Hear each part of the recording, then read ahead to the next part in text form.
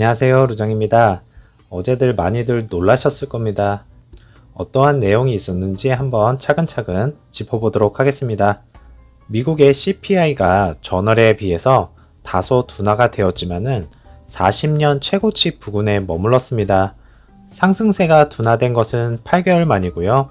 3월에 8.5%에 비해서 0.2포인트 낮아진 8.3%를 기록을 했지만은 이코노미스트들은 전망치를 8.1%를 넘어섰습니다. 장중에는 다시 반등을 시도를 하는 모습을 보였지만은요, 다시금 하락 전환을 하는 모습을 보여주었고요. 아직까지도 물가가 여전히 높다고 판단을 하고 있고요. 물가를 어디까지 끌어내릴지, 내려가기는 할지, 연준의 정책에 비난의 목소리들이 더 거세지고 있는 상황입니다. 애플이 마이너스 5%라는 폭락이 이어지면서요, 모든 지수들이 무너지는 모습을 보여주었습니다. 증시를 들었다 놨다 하는 애플이 마이너스 5%가 하락을 하는 모습은요, 시장이 정말 안 좋은 방향으로 흘러가고 있다는 것을 보여주었습니다. 거기에 더해서 대부분 기업들이 구조조정과 인원 감축이라는 걸 발표를 하면서 증시에서의 또 다른 악재가 추가가 되었습니다.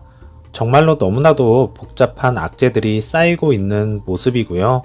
현재 진행이 되고 있는 미중 문제만이라도 원만히 해결이 되었으면 하는 바람이 큽니다. 증시의 실마리를 풀 수 있는 또 하나의 해결책이 될 수 있겠습니다. 나스닥입니다. 어제는 장 초반에는 잘 버텨주는가 싶더니 장 중반부터는 급격히 하락하는 모습을 보여주었고요.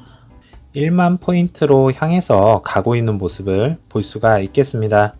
S&P 500입니다. 나스닥과 비슷한 흐름을 보여주고 있고요. 대형주들의 버팀목이 무너지는 모습을 볼 수가 있었습니다. 이런 장은 닷컴 버블 때 생각이 나게 하는 장인 것 같습니다. 그때도 그랬고요. 지금도 답이 없네요.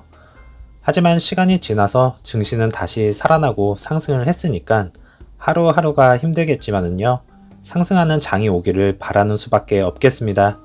루시드 차트입니다. 어제는 마이너스 13.10%가 하락을 한 13.86으로 마감을 하였고요. 애프터장에서는 플러스 1.52%가 상승을 한 14.07로 마감을 하였습니다. 오더플로우 보시면 라지 스케일은 셀을 한 모습을 보여주었고요. 미디움과 스몰캡에서도 셀이 많았다는 것을 볼 수가 있었습니다. 1분봉 보시면 공매도 애들의 잔치가 또 열리겠구나 하는 생각이 듭니다. 장 초반에는 나스닥의 흐름과 유사하게 흘러는 갔지만요, 장 중반부부터 급격하게 밀리면서 최저점인 13.67을 찍었습니다. 어제부로 시장이 공포심에 패닉셀 물량이 상당히 많이 나온 것이 아닌가라는 생각이 들고 있습니다. 개인적으로는 어제 새벽 1시 조금 넘어서 이 정도로 마무리가 되겠구나 하고 잠을 잤는데 아침 5시 30분 정도에 일어나서요, 비몽사몽한 상태에서 제가 뭘 잘못 본 줄 알았습니다. 다시 정신을 차리고 보니까요, 이게 맞더라고요. 그래서 제일 먼저 생각을 한 것이 5번째 계좌를 써야 하나 고민을 한 5분 정도 했습니다. 결국엔 5번째 계좌를 통해서 매수를 하기 시작을 했고요. 매수를 어느 정도 끝내고 나니까 드는 생각이, 루시드 너 나중에 꼭 보상해라, 이 생각밖에는 들지 않았습니다. 사실 5번째 계좌는 7월 달에서 8월 달 정도에 추가 매수를 이제 하지 않을 것을 예상을 하면서 제가 마지막으로 쓰려고 했던 것인데 시기가 조금 앞당겨졌네요. 많은 분들이 많이 놀라시고 속상하시고 욕도 저절로 많이 나오셨을 거라 생각이 됩니다. 하지만 루장 채널 가족 여러분들의 멘탈이 강하시다는 것을 저는 알고 있기에, 그리고 장투하시는 분들이기에 걱정하지 않겠습니다. 다만 속은 조금 쓰릴 뿐입니다.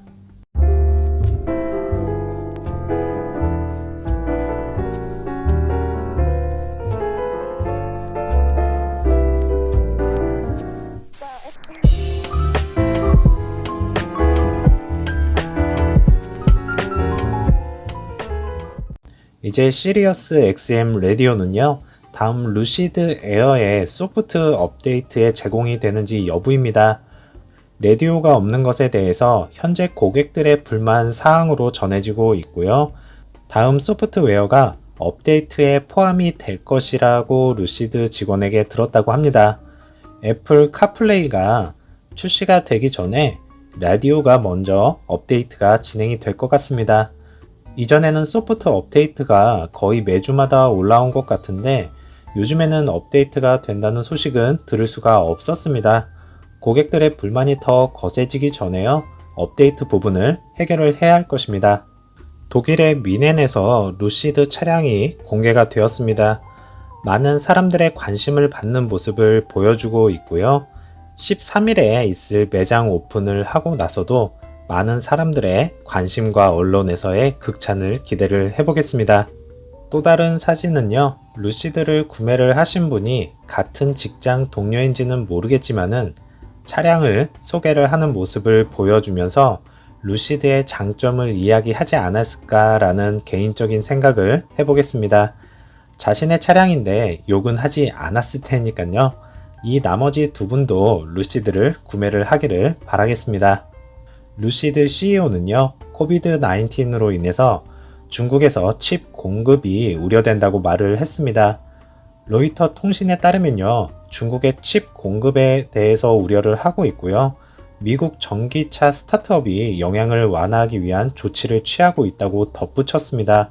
나의 가장 큰 관심사는 아마도 중국의 반도체와 그 지역의 코비드의 영향일 것이라고 피터 롤린스는 파이낸셜 타임즈가 개최한 컨퍼런스에서 말을 했습니다. 이로써 피터 롤린슨도 칩 공급망 문제에 있어서 걱정을 하고 있습니다. 아직까지는 공식적인 내용은 없었지만은요, 그래도 걱정이 되는 부분이기는 합니다. 오늘자로 올라온 페이즈 2 공장 건설 현장입니다. 공사 진행 상황을 보면 상당 부분 많이 진행이 되어진 것을 볼 수가 있겠고요. 현재 공급망 문제가 다시 부각이 되고 있는 상황이지만은 페이즈 2 공장이 완공이 되어지는 시점에서는 모든 것들이 해결이 되어지기를 바라겠습니다. 그리고 대량 생산을 위해서 스탬핑 및 바디 어셈블리가 들어갈 공간도 진행이 많이 이루어진 것을 볼 수가 있겠고요. 그리고 한쪽은 외벽 공사가 많이 이루어진 것을 다시 한번 볼 수가 있겠습니다. 다음은 루시드 딜리버리 주차장 모습입니다. 하지만 뭔가 약간 문제가 있어 보이기는 합니다. 루시드를 여태까지 본 바로는요, 딜리버리가 빠르게 이루어질 리는 없는 듯한데 갑자기 이렇게 차량이 없는 걸 보면 생산에 있어서 약간 문제가 생긴 것이 아닌가라는 생각이 들고 있고요. 피터 롤린슨이 칩 공급망 문제를 언급을 한 만큼 그 부분에 있어서 약간의 차질이 있지 않았나 생각이 됩니다. 다른 외부 작업도 분주하게 진행이 되는 모습을 보여주고 있고요. 다들 아시다시피 루시드의 성장은 계속 진행형이고요. 주식은 과거로 되돌아가고 있습니다. 이것이 루시드의 문제여서 주식이 과거로 되돌아간다는 생각을 하시는 분은 없기를 바라겠고요. 모든 종목들이 저점이 어디인지는 모르는 시점에서는요, 연준이 긴축 정책을 펼치면 우리는 긴축 매수를 통해서 장기적으로 매수를 하면 되는 겁니다. 뭐든지 언젠가는 끝이 나기 마련입니다. 그 시기가 빠르게 오느냐 아니면 느리게 오느냐 그 차이일 뿐이겠고요. 루시드의 5년에서 10년의 미래는요, 환하게 빛날 것을 믿어 의심치 않습니다.